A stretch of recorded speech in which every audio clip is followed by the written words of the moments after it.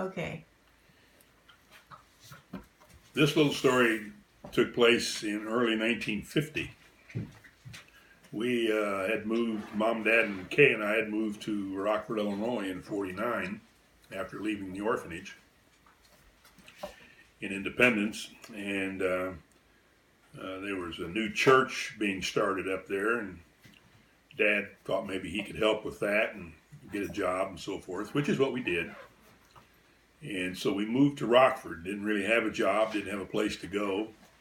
Mom had relatives there. Lowell Davidson and his family lived there. And his brother, I think, and his family lived there. And so we knew a few people, but not a lot of folks. Housing was a difficult thing because Rockford was a little bit of a boom town about that time, it turns out. I don't know if Dad knew that before we got there or not, but getting a place to live was difficult. We lived in 5 places in 11 months that we were there in town. But the last place we lived at, Dad finally bought a small, you'd call them trailer house those days. Now they know them as mobile homes, but this wasn't very big.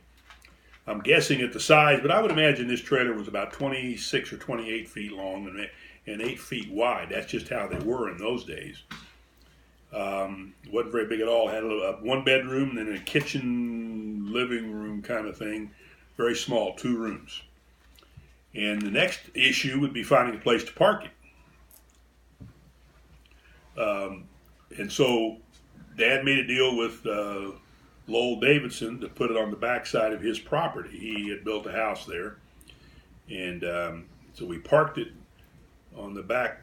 There was no alley in behind his place because this was kind of a new area. And there was no houses back there, but we parked it on the backside of his property.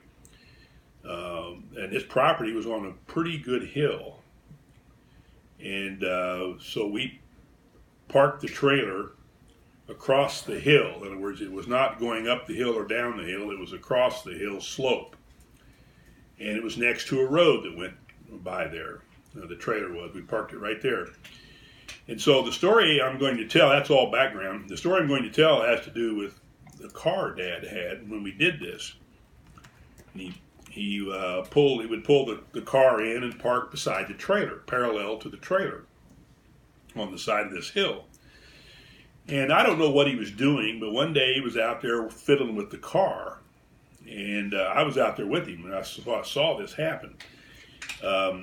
He was doing something with the car, but I don't believe it was running, but it was out of gear at that point, and I'm not sure what he was doing.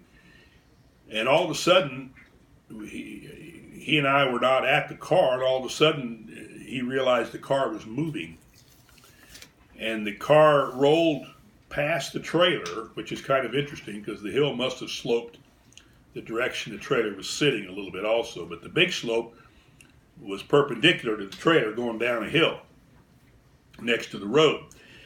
Anyway, this car got past the trailer a little ways and on its own turned and jumped the ditch there beside the trailer, crossed the road, jumped another ditch, and started down through this field. It was about 2 to 3 blocks wide with no housing, but a lot of trees. And Dad took in after the car running. And it didn't take the car very long to get up pretty good speed. I watched him. He caught the car, and the window was down, and he caught the car, and he actually guided it past a couple of trees that I remember. And he had to get inside so he could apply the brake. And the car had a running board. That's how he was able to get on the car. It was a 38 Chevy car is what it was. And but he was on the running board, and he had to get the door open. And he was trying to get the door open and guide that car at the same time through a window as he was opening the door, of which the window was a part of. So you can imagine the difficulty there, keeping his hand on the wheel to try to dodge trees at the same time opening the door. And it was a difficult thing. And just as he got the door opened and jumped in and sat on the seat. The car hit a tree. And it did a little damage. Back in those days, those kind of cars had pretty stout bumpers on them. And it bent the bumper, and I think it bent one of the fenders. I forget which side it was, actually. But it didn't hurt the car. I mean, we went ahead and drove the car and ran it, and came back to Kansas in it before the story would be over. But I can just remember Dad running after that car, and that's the part that was funny and kind of stuck with me in my memory. What year was this? 50. Okay. We went there in 1949 in the fall. I went to fourth grade there. And this trailer house was the fifth place that we had that we'd lived in the 11 months we were there. And we lived in a garage one time. It belonged to an old man. And we lived in a kind of a storage room and access to a bathroom in somebody else's house. I don't remember who they were. And I was trying to remember someplace else we lived. Those two I remember because we were basically living with somebody else. And I don't think we even knew those people. They just had rooms for rent.